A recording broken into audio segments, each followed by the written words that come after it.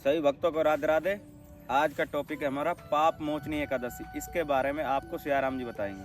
जी, पाप मोचनी जो एकादशी है, जैसा कि इसका नाम है पाप मोचनी, पापों को हरने वाली है पाप मोचनी एकादशी। और पाप मोचनी एकादशी आपके भगवान विष्णु और माता जो आपकी लक्ष्मी है उनकी पूजा की जाती है। और पाप मोचनी जो एकादशी है वो आपकी 25 मार्च को पड़ने वाली है, जो आपकी चैत्र मास में पड़ने वाली है। और 25 मार्च सुबह 5 बजे से इसका मुहूर्त शुरू होगा और 26 मार्च सुबह 4 बजे तक ये रहेगी आपकी पाप मोचनी एकादशी।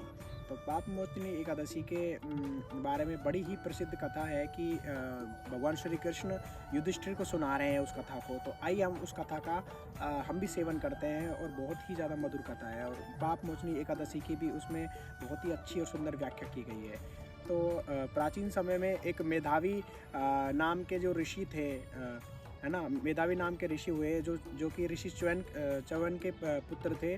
और मेधावी जो ऋषि हैं वो भगवान शिव के बहुत ही ज़्यादा मतलब भक्त थे और उनकी जो ध्यान लीन में रहते थे हमेशा, और उनके ही ध्यान में लीन रहते थे भगवान शिव के ध्यान में मेधावी। तो जो देवराज इंद्र है, जैसा कि देवराज इंद्र का स्वभाव है कि ऋषि मुनियों की तपस्या भंग करवाना, तो वही उनके साथ भी हुआ है। उन्होंने क्या किया, देवराज इंद्र ने कि अपनी जो अप्सराएं हैं उनको भेजा मेधावी की तपस्या भंग करने के लिए। और जब मेधावी की तपस्या 10-12 अप्सराएं उनके पास में भेजी तो नहीं हो पाई। तो उनमें से एक जो अप्सरा थी वो मेधावी के सामने नृत्य गायन करती है। और नृत्य गायन करने के बाद में मंजू घोषा उसका नाम था अप्सरा का, और नृत्य गायन करती है और उससे लिपट जाती है मेधावी से।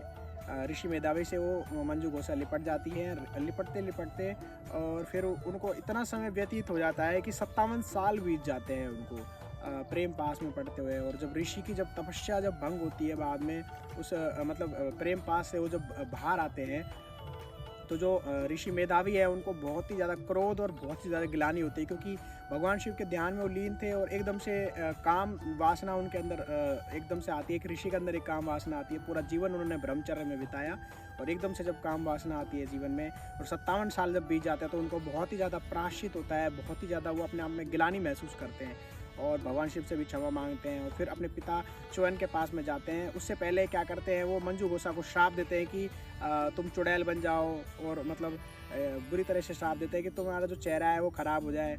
और तो वो बहुत ज़्यादा बदसूरत हो जाती है मंजू घोषा। और फिर वो बताती है कि किस तरीके से देवराज इंद्र ने उनको भेजा और सारी घटनाएं वो वर्णन करते हैं कि आपकी तपस्या करने के लिए भंग करने के लिए मेरे को भेजा गया ऋषि मेधावी को। तो फिर ऋषि मेधावी भी उस चीज़ को महसूस करते हैं और ऋषि च्यवन के पास में जाते हैं जो कि उनके पिता हैं। तो ऋषि च्यवन दोनों को, ऋषि मेधावी को और मंजू घोषा दोनों को, जो ऋषि च्यवन है वो पाप मोचनी एकादशी करने के लिए कहते हैं। और विधि विधान से दोनों पाप मोचनी एकादशी करते हैं। संकल्प लेते हैं कि किसी भी प्रकार की हे भगवान विष्णु की किसी भी प्रकार की हमसे त्रुटि ना हो। ब्रह्म मुहूर्त में स्टार्ट करते हैं संकल्प के साथ में और पूरे विधि विधान से उसको करते हैं। किसी भी तरीके का कोई भी तामसिक चीज़ों का सेवन नहीं करते हैं, सात्विक भोजन करते हैं और उसको एकादशी को कंप्लीट करते हैं। भगवान का भजन करते हैं पूरी तरीके से। तो जो ऋषि जो मेधावी हैं वो अपना जो मन के अंदर जो गिलानी है उससे वो मुक्त हो जाते हैं। और जो भगवान विष्णु उनको वरदान देते हैं और उनकी जो तपस्या भंग होती है उससे जो गिलानी उनके अंदर उत्पन्न होती है, वापस से वो पुनः जो अपनी तपस्या है, तपोबल है, जो भी उन्हें अर्जित किया होता है और भगवान शिव के प्रति जो श्रद्धा होती है वापस से उनके मन के अंदर जागृत होती है। और जो मंजू घोषा है उनको भी उनका जो श्राप है उससे मुक्ति मिलती है। तो पाप मोचनी जो एकादशी है वो आपके सभी पापों को हरने वाली है। अपने आपके जो सभी दुख हैं, कष्ट हैं, सभी को हरने वाली है पाप मोचनी एकादशी। और ऐसी एकादशी को हर व्यक्ति को करना चाहिए और पूरे विधि विधान के साथ करना चाहिए, संकल्प के साथ करना चाहिए। और पाप मोचनी जो एकादशी है इसमें भगवान जो विष्णु हैं उनका पूजा, उनका अर्चना, उनका ध्यान और पूरे दिन भगवान का नाम जप करना।